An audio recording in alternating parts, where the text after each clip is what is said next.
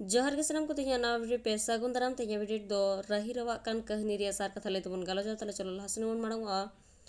कुकली रही रवा कना कहनी रिया सार कथा ऑल में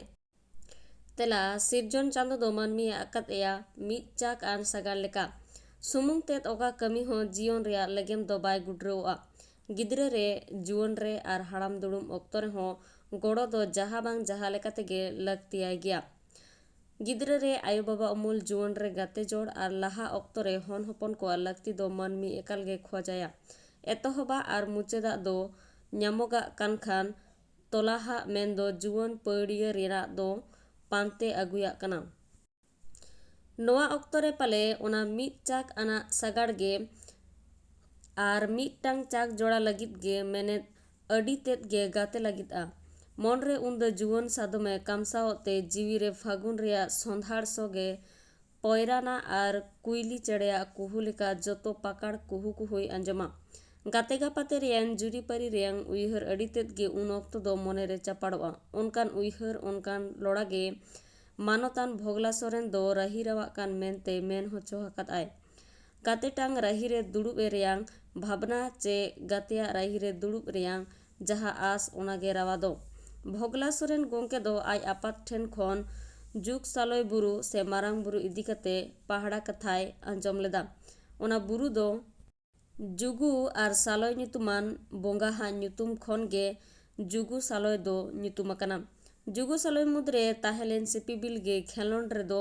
आतरे अचुर अकना बीर रे तहन बीर हड़ कुड़ी आर सांताड़ माझी रिन गुती कोड़ा हा मने रे रही रवा होचो कते बुरु नखा दो सेरेंग ते चोहड़ो चो कदा गुती कोड़ा किसुन और बीर हड़ कुड़ी मिनकी बीर रेके किन सेरेंग ᱧᱟᱯᱟᱢᱮᱱ ᱠᱷᱚᱱ ᱢᱚᱱ ᱛᱟᱹᱠᱤᱱ ᱢᱤᱫ ᱴᱷᱮᱫ ᱟᱠᱟᱱᱟ ᱟᱯᱟᱱ ᱟᱹᱯᱤᱱᱟᱜ ᱥᱤᱠᱲᱤ ᱡᱚᱲᱟᱣ ᱞᱟᱹᱜᱤᱫ ᱛᱮ ᱢᱚᱱᱮ ᱚᱨ ᱟᱠᱟᱱᱟ ᱛᱟᱞᱟᱨᱮ ᱛᱟᱦᱮᱸᱭᱟᱠᱟᱱ ᱵᱷᱮᱜᱟᱨ ᱵᱷᱮᱜᱟᱨ ᱡᱟᱹᱛᱤ ᱨᱮᱭᱟᱝ ᱡᱟᱸᱜᱮ ᱥᱟᱱᱛᱟᱲ ᱦᱚᱲ ᱫᱚ ᱵᱤᱨ ᱦᱚᱲ ᱠᱩᱲᱤ ᱵᱟᱠᱚ ᱟᱯᱱᱟᱨ ᱠᱚᱛᱮ ᱵᱤᱴᱞᱟᱦᱟ ᱨᱮᱭᱟᱝ ᱵᱚᱛᱚᱨ ᱫᱚᱥᱟᱨ ᱯᱟᱦᱴᱟ ᱨᱮ ᱵᱤᱨ ᱦᱚᱲ ᱥᱩᱠᱨᱟᱢ ᱟᱨ ᱦᱚᱯᱚᱱ ᱛᱮᱫ ᱠᱷᱚᱲᱨᱟᱢ ᱦᱚᱸ ᱢᱤᱱᱠᱤᱭᱟᱜ ᱥᱟᱱᱛᱟᱲ ᱠᱚᱲᱟ ᱥᱟᱶ ᱦᱮᱞᱢᱮᱞ ᱵᱟᱹᱠᱤᱱ ᱠᱩᱥᱤᱭᱟᱠᱟᱫᱟ ᱢᱤᱫ ᱵᱟᱨ ᱡᱮᱠᱷᱟ ᱠᱷᱚᱲᱨᱟᱢᱟᱜ ᱢᱟना ᱛᱩᱞᱩᱡ उनका गे किन सेरें ᱧᱟᱯᱟᱢᱟ एनखान खोड़राम दो किसुने तोल इदिया कदेया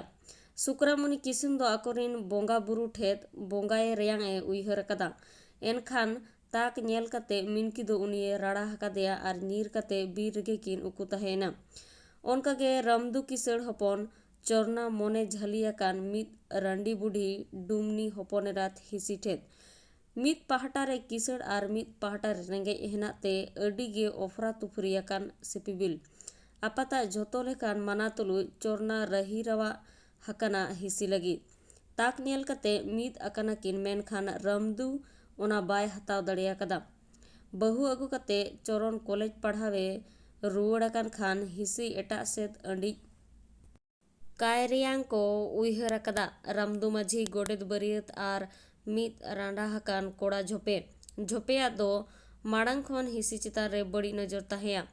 ओनाते गोडेत होते ते कथा कोय आना निये बड़ा लेदा हिसी एंगात डुमनी साव गोडेत आजा जोश रे सेटेरो लगी डुमनी दो नींद कड़ी बेसो लगित मेद रे अकावना तोआ आर सौराज जांग रीत कते एमे मेनका हदेया ओना एमते डुमनी दोय कड़ियनते अड़ी हारकेत ते जियोने खेमावेत तहे हिसी अंडी काय रेया कथा कड़मी कुड़ी छितर ठेन खोन बाडाय कते ओड़ा खोने नीर कना मामो ओड़ा सोलगाडी झल आर बांग नेलते अयुबो बीर दारे रे आवहा को ए ᱧᱟᱯᱟᱢ अकना मिनकी आर किसनी साव आर बीर रे ताहेयाकान अकिन साव कॉलेज खोन रुवड़ कते जोतो कथाय बाडाय कदा चोरन कड़मी ठेत खोन आर ओड़ा खोने ओडोक सेन अकना हिसी पानते हाबोड़ रे ᱧᱩᱨᱟᱠᱟᱱᱟ खोड़राम ठेत आर एड़े इदी होचो हकाना हिसिद आको ठेत मेनाया कथाते ओंडे इखन आज एड़े इदिये रेयांग कारण दो आज मनमी दाड़े लेकाते बोंगा मय ठेत बोंगाए लगित उनका के खोड़राम पांते ᱧᱟᱢ अकादेयाय मिसरात मिनकी उन दो किस्नु ओड़ा रे बाय तहेया जबोरे इदिया कदेया ओंडे खोन आको ओड़ाते दिसहरा हकानाय हिसी ओका से दो आय ओका से दो बांग चेद हो बाय उइहर दिस कते पांजा हकत किनाय खोड़राम तिकिन गे नोते हिसी आय मामो रायसेन भगनीता चेद बेवरा गे बांग ᱧᱟᱢ कते कथाय सेटेर कदा पारगाना बायरे रे रामदू माझी बरियत गोडेत झोपे जोतो पारगाना दरबार रे दुसी को साब आकाना और रामदू मुई हबर आकादा मोड़े मोका झोपे हबर आकादा इसी मोका मु और गोडेत दो मोड़े गेल मोका मु हबर सावते मेद किन ताय गेले ओडोक का रियांग सजा को एम आकादिया बीर रे सुकराम मारांग दाड़े एमे रिया जुगड़ एहोब आकाना खोड़ कते बोंगा डाकाव सेरेंग को सेरेंयोआ बीर हर कुड़ी को सावते मेना किना मिनकी और हिसी मेनखान ओंडे चोरन दाड़े कान रियांग नेल कते हिसी और मिनकी ओनाकिन दाराम आकादा सुकरामे मेन आकादा मई साहा में बेरेल मायाम ते कते आबोरिन हपड़ाम को बुरु पकड़ रेको ताहे हे आकाना उनको ठेद दाया और बोतोर मेनते हिसी गे बांग ताहे काना बांखान नितो दो आमा हटो रे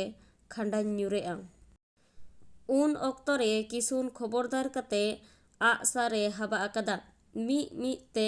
ओंडे खन नीरो ए मेनाकात कोआ सुकराम बाय बोंगा दाड़े हका दिया चोरन और ओना दो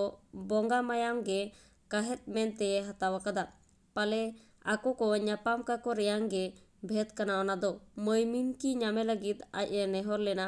बोंगा मई उनिये न्यापाम का दिया किसुन साव मुचत रे दो मिनकी साव किसुन और चोरन साव हिसी हो सुकरा में बापला गात को